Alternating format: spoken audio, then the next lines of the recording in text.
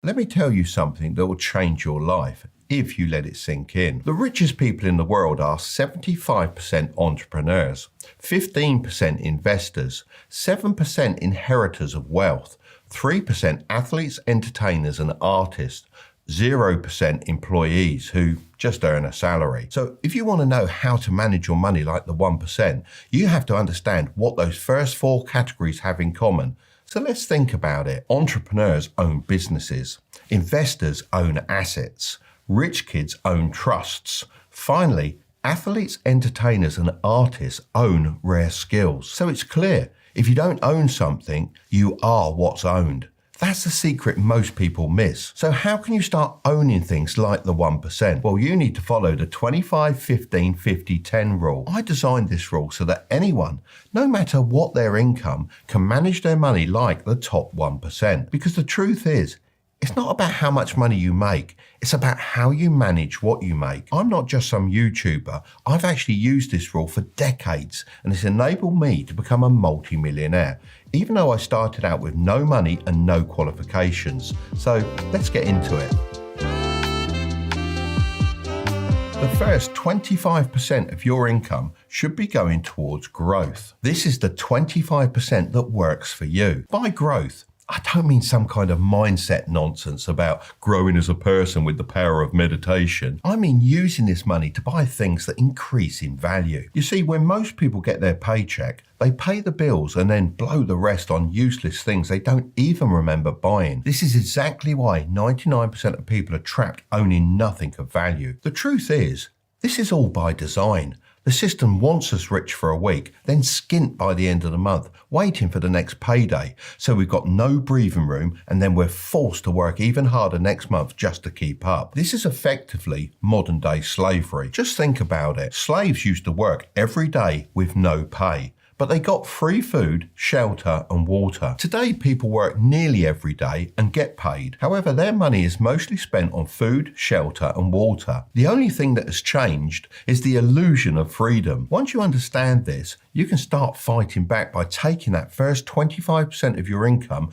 and putting it straight into assets. This is anything that grows in value over time and puts money in your pocket. The idea is that while you're out working, these assets that you own are working for you in the background. Eventually, these assets could even make you more money than your day job. You might think you don't have enough money to invest in assets. However, you need to find the money, because the sooner you start, the better. Let me show you something that will blow your mind. This is Billy. He started investing $200 a month at 20 years old.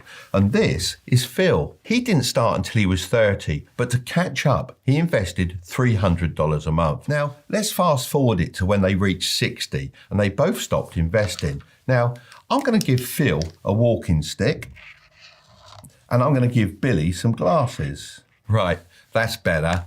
Now let's add up how much each one saved. Billy put in $200 per month for 40 years, so that's a total of $96,000. However, Phil put in $300 per month for 30 years, which is a total of $108,000. So Phil ended up with more money, right? Because he saved more each month. Well, not exactly, because they were investing instead of just saving. If we assume an average annual return of 10%, which is the average return of the S&P 500 over the last 100 years, then the numbers start to look a little bit different. Phil's investment will be worth $678,146. Not bad. Whereas Billy's investment would be worth a staggering $1,264,816. How crazy is that? Billy invested $12,000 less, but ended up with nearly $600,000 more, all because he started earlier. That's the power of compound growth. That's why you should start now, even if it's small, because waiting will cost you more than you think. But how can you actually get started? Well, step one is to select your growth assets. There are loads of ways to grow your money, but not all of them carry the same risk or reward. So I like to think of them as a scale from relatively safe and steady to high risk, high reward. At the lower risk end, we've got index funds. Honestly, this is where most people should start. You're not trying to pick winners, you're just buying a slice of the whole market.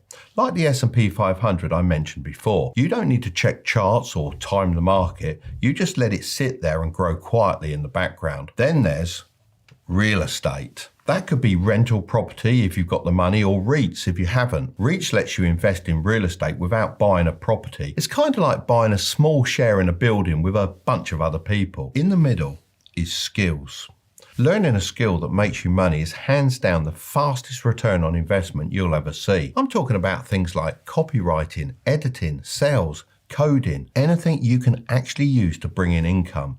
Unlike stocks or property, no one can take it away from you. However, it does take more time to learn, and that's why it's higher up the risk scale than the other two. Further up, we've got online businesses. Stuff like drop shipping and selling digital products. These can pay off big, but they take a lot of effort, and you've got to be ready to fail a few times before you find your feet. Then we get to individual stocks. I know it's tempting to try and pick the next Tesla, but unless you've done your homework and you really know what you're doing, you're basically just guessing. So if you're going to do it without learning the specifics, keep it small and treat it like a hobby, not your main strategy. And right up the top is alternative investments. I'm talking Bitcoin, Ethereum, NFTs, gold, wine, sneakers, you name it.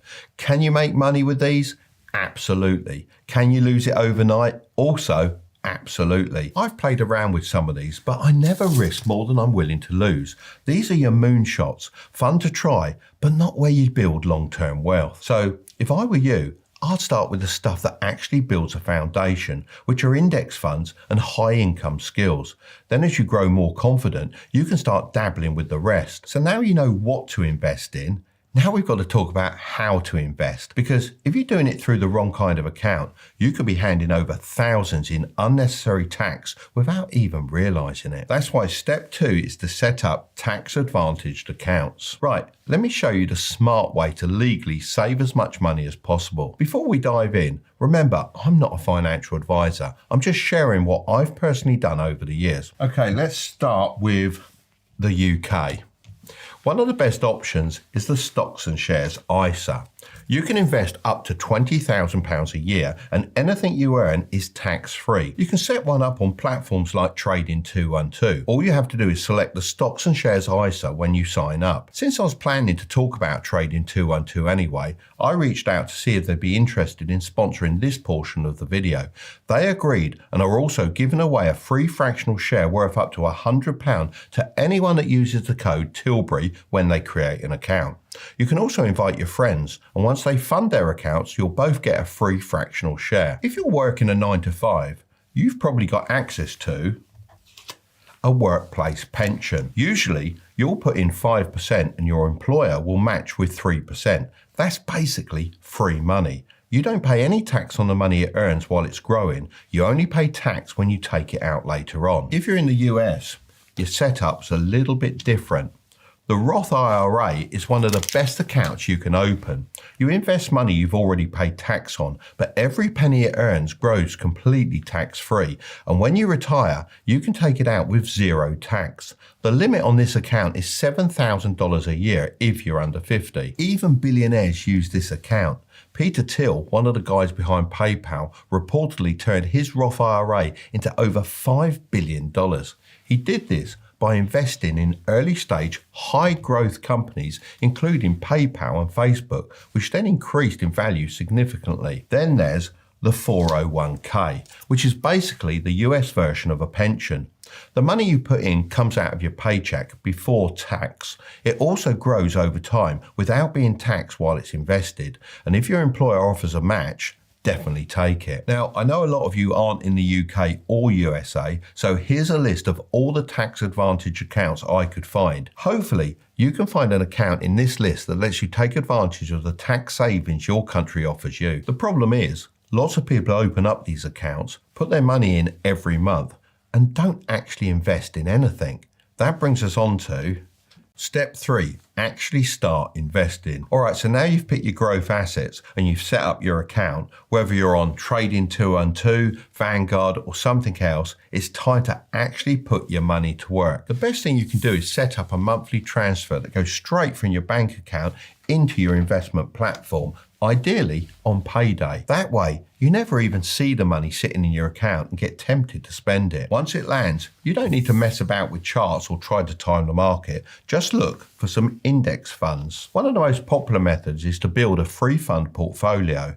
The first fund is normally a US stock index fund, which basically invests in lots of US-based companies like Apple and Amazon, for example. The second fund is an international stock index fund, which is similar to the US-based one, but instead covers companies outside the US. And the final fund is something called a bond fund, which helps provide stability as they're generally less volatile than stocks and can help smooth out the ups and downs of the market. Let me show you how to set something like this up on Trading 212. If you haven't already signed up, then I'll leave a link in the description. If you've already signed up within the last 10 days, you can head over to the promo code section of Trading 212 and enter the code Tilbury to get a free fractional share worth up to £100.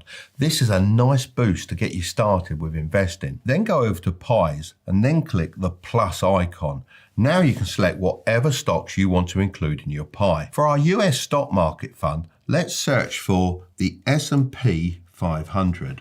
This Vanguard one should do nicely. If you're based in the US, then you can also pick the Vanguard Total Stock Market Index Fund, known as the VT-SAX. This fund is like owning a tiny piece of 500 of the biggest, most famous companies in America, like Apple, Amazon, and Coca-Cola. By the way, look out for the terms accumulation or distribution in the brackets. Personally, I always go with accumulation as it reinvests your dividends back into the stock automatically. Then let's go and search for our next one, which is our international fund. For this, let's select iShares MSCI World UCITS ETF with the ticker IWDA and tap Add to Pie. This fund is like having a collection of companies from all around the world. It includes big businesses in places like Europe, Japan, and Canada. Now for our bond fund. Let's search for iShares USD Treasury Bonds 7 to 10 years, UCITS ETF with the ticker IBTM and tap Add to Pie. This fund is like lending money to the US government. They promise to pay you back with a little extra, which helps you keep your money safe and steady, even if stocks go up and down. Right, now those are added, we can click the arrow to go to the next step. On this page, you can adjust the percentage allocation of your money to each fund. If you go with an aggressive approach, this involves investing more in stocks, which can grow faster, but can also go up and down a lot. For example, you might choose an investment mix where 90% of your money is in stocks and only 10% is in bonds. This setup has the potential for big returns, but also comes with sharp ups and downs in the short term. If you prefer slightly less risk, but still want a chance for high returns, then a slightly less aggressive approach might suit you better, with around 80% in stocks and 20% in bonds. Don't get put off by the terms aggressive, it's all down to your age. As a general rule of thumb, the older you are, the more bonds you should have. So let's make the S&P 500 60%, the iShares World Fund 30%, and the bond fund 10%, and click Next and then Auto Invest. This value projection is really awesome as it shows you how much money you could make based on historical averages. Of course, when you invest, you can get back less than you invested as investments can rise and fall, but it's still a great way to get an idea of how much you could make based on data-backed projections. Once your investing is automated, your job is simple. Stop fiddling and go and make more money. Because the truth is, the people who build wealth aren't the ones picking the fanciest stocks. They're the ones consistently putting in more over time. That means your focus should now be on increasing your income so you can increase your investments. This is where the skill building I talked about in step 1 really starts to come into play. If you haven't yet, learn something valuable. Do it as a side hustle. Bring in more cash, then feed it straight back into your investments. The next 15% of your income should be going towards stability. This is the 15% that keeps you in the game. A lot of people don't realise that not all your money should be thrown into growth investments or spent. Some of it needs to be set aside to protect your progress. I wish someone had told me that when I was younger because I had to learn it the hard way. I didn't grow up around money, so when I turned 18 and needed a car to get to work, I didn't have any savings set aside. So I did what most people do. I took out a loan and bought myself a solid little German whip, a VW Golf.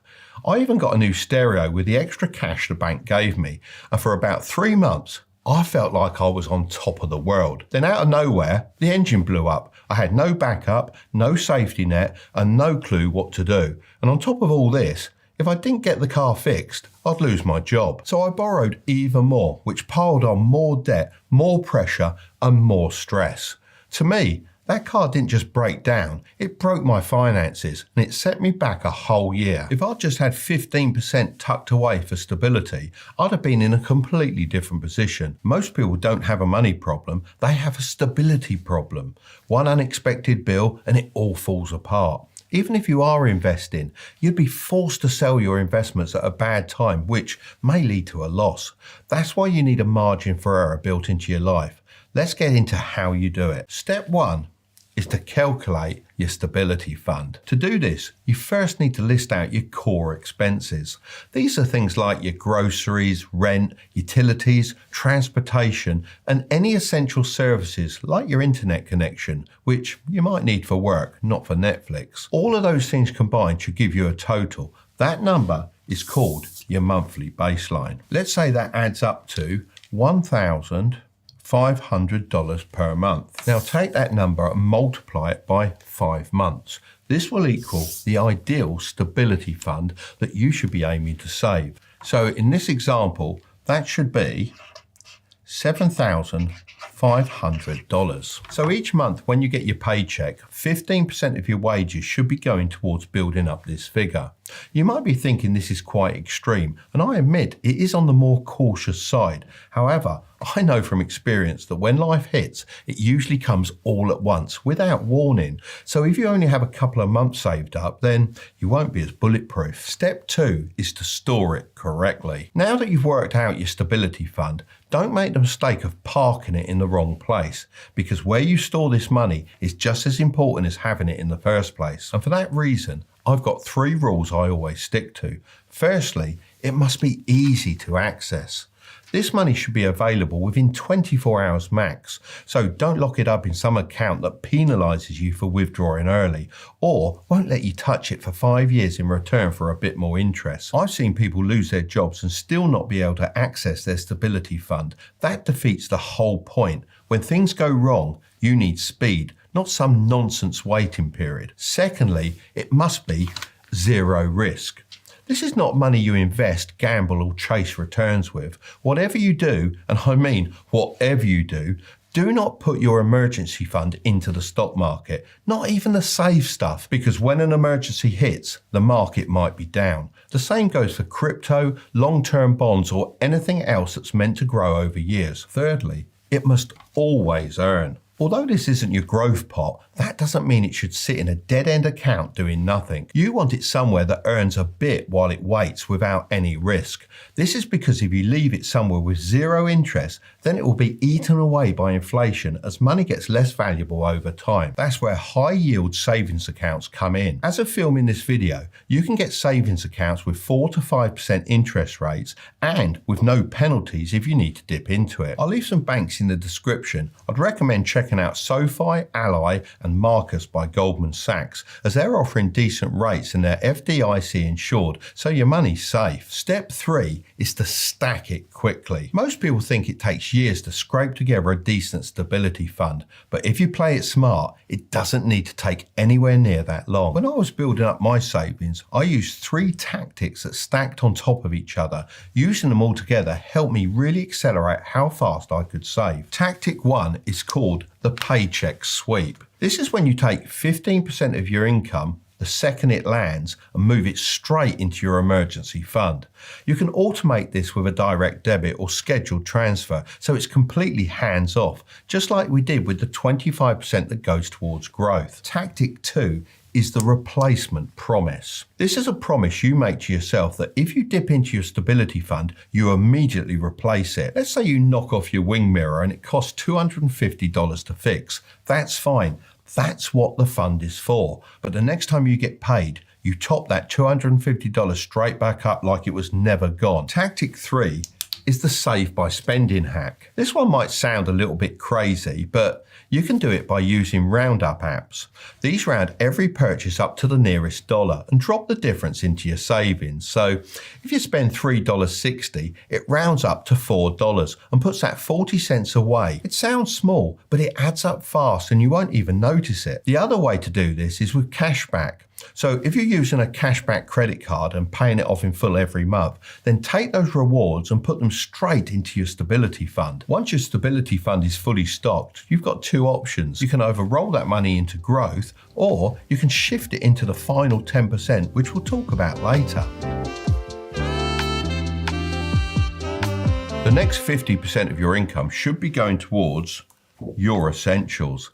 This is the 50% that feeds you, not your ego. Surprisingly, over 60% of Americans earning over $100,000 a year still live paycheck to paycheck, as most are too caught up in trying to look rich instead of actually becoming rich. This shows that you can be on a great salary and still feel broke every month, because it's not about how much you earn, it's about how much you waste.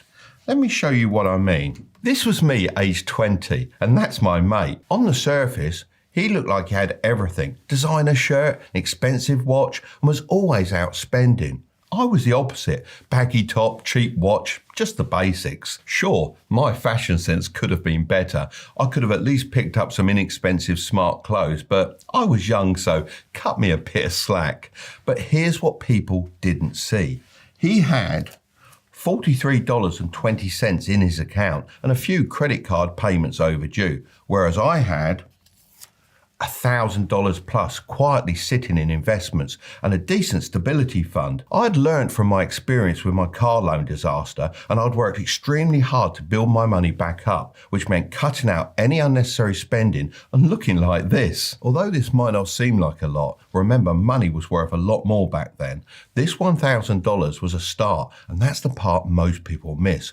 Wealth isn't what you see, it's what you don't see. I get it though. It's easy to justify the upgrades by saying things like, I need a safer car, this new house is closer to work, and I deserve a nice meal out. But that's exactly how lifestyle creep starts. So how can you keep this under control? Well, step one is to get clear on your essentials. A lot of people aren't going to like this one, because what many people consider essentials nowadays are actually just luxuries. Essentials are the things that keep you alive and functioning. That means your rent or mortgage, groceries, utilities, transport, insurance, and clothes. Not the latest designer drops, just what you absolutely need. Now let's talk about what doesn't count. Takeout isn't essential. Neither is the Amazon subscription you forgot about, the gym you haven't visited since January, or the stack of streaming services you keep meaning to cancel, and the list goes on. If you're using a gym, that's a different story, but so many people sign up for stuff they never use. That's why one of the easiest things you can do to free up money is to go through your bank statements and cancel anything you're not using. Just think to yourself, if it's not helping you live, work, or stay healthy, it probably doesn't belong in your 50%. So why do I recommend capping it at 50%? Well, because the average person is already spending 60 to 70% of their income on what they think are essentials. So by locking in your lifestyle at 50%, it forces you to actually eliminate what you don't need. It also changes your mindset from wanting to spend more of what you earn to wanting to earn more and increase your income, which is always something you should be doing. Step two is to shrink the two key categories. So many people talk about cutting out the little expenses like Starbucks coffee. Honestly, I'm guilty of saying this myself. However, if you want to make the biggest impact, then you first need to focus on the two key categories. Let's start with housing. For most people, this is the biggest expense, but it doesn't have to grow with your income. Always renegotiate your rent when the lease is up. Most landlords would rather keep a tenant than go through the hassle of listing, cleaning, and showing the place again. Even a small reduction or freeze can save you thousands. If you want to go further, think about house hacking. That could mean renting out a spare room, splitting a place with mates, or even moving back with your parents while you build your buffer. If you can manage to limit housing to half of your essentials fund, then that's a pretty good place to be. Now, let's talk about transport. Car payments are one of the biggest wealth killers. People lease brand new cars for the monthly status hit and end up paying for years on a depreciating liability. That's why I always recommend buying used, reliable cars that have seen the majority of their depreciation, at least until your income can support a nicer car. By that, I don't mean if you can just about afford it. It should be under half of your essentials fund. In walkable or city areas, you could even consider getting rid of the car entirely, as it can free up hundreds of dollars per month. Because it's not just the car payments you save, but also the insurance, maintenance and parking charges. All added up, this can be a big saving. Once you've got those two areas under control, that brings me on to step 3. Use rules, not willpower. When you're tired, stressed, or even just bored, your willpower disappears. And that's exactly why the top 1% don't rely on it. Instead, they build systems that make the right choices automatically. When I was building my wealth, I had a simple system that kept me on track. Every time I was tempted to buy something and wasn't sure if it was essential, I'd run it through a few key questions. These questions stopped me from buying things I didn't need and helped me stay focused on the bigger goal. So firstly, ask yourself, is this an impulse purchase? If the answer is no, then buy it. It's likely something you've been thinking about for a while, and if it fits into the essential categories we discussed earlier, then it's a no-brainer. However, if the answer is yes, then it's time to use the 7-day rule. The trick behind this is pausing for 7 days before you buy anything. Then after those 7 days are up, ask yourself again if you still want it. Most of the time, the answer will be no. That's the funny thing about waiting 7 days. You often forget all about it as the excitement has faded and it wasn't that important to begin with. But if after 7 days you still want it, it's time for the next question. Are you buying for the brand or the value? If the answer is the brand, then don't buy it. You're likely being drawn in by great marketing. If it's an essential, then there will be an unbranded alternative that will do the job just as well, if not better. This is where most people mess up. Wealthy people don't throw money at brands because they like the marketing. They really think about the value. So what does value really mean? Well, if you buy a $60 pair of boots and wear them 100 times, that's 60 cents per wear. Good value. But if you buy a $200 pair of designer trainers and wear them twice, that's $100 per wear. And going too cheap isn't smart either. I mean, a $5 shirt that falls apart in the wash is still a waste of money. So don't chase brands, chase quality. So if you answered value, that brings us on to the final question. Will this improve your life? If the answer is yes, a conscious, intentional purchase, go ahead. But if the answer is no, it's probably just about impressing someone, killing boredom, or chasing a dopamine hit. It's not worth your money. Once you go through this process a couple of times, you'll be able to decide if something's worth buying or not without even consciously thinking about the questions. They just get your mind working in the right way. Remember, it isn't about being tight, it's about being intentional. The last 10% of your income should go towards rewards. This is the 10% that keeps you sane. Let's be honest, money isn't just about growth, stability and essentials. You're allowed to enjoy it too. Most people skip this entirely and then wonder why saving feels so pointless. As I've gotten older, I've realised it's the little things that refuel you and remind you why you're doing all this boring money discipline stuff in the first place. This is backed up by the facts. 92% of people say they overspend after intensive saving sprints because saving without joy starts to feel like a punishment very quickly. And that's exactly why this 10% exists. Not as an excuse, it's a strategy. Kind of like having a cheat meal. It's the thing that makes your whole financial diet comfortable and, most importantly, sustainable. But to maximize its impact, you have to be strategic with how you use it. So, step 1 is to make it guilt-free. To make something guilt-free, you have to see the value in it. The truth is, you can spend your 10% on whatever you like. However, some categories are more valuable than others, which should make them more guilt-free. The first category is vacations, such as trips away or just weekend getaways. This is valuable because you're buying memories that last forever. It's also a great way to de-stress. When I was building up my businesses in my younger years, I completely ignored the importance of vacations, which led me to becoming very sick. The doctors diagnosed me with stress-induced shingles. They recommended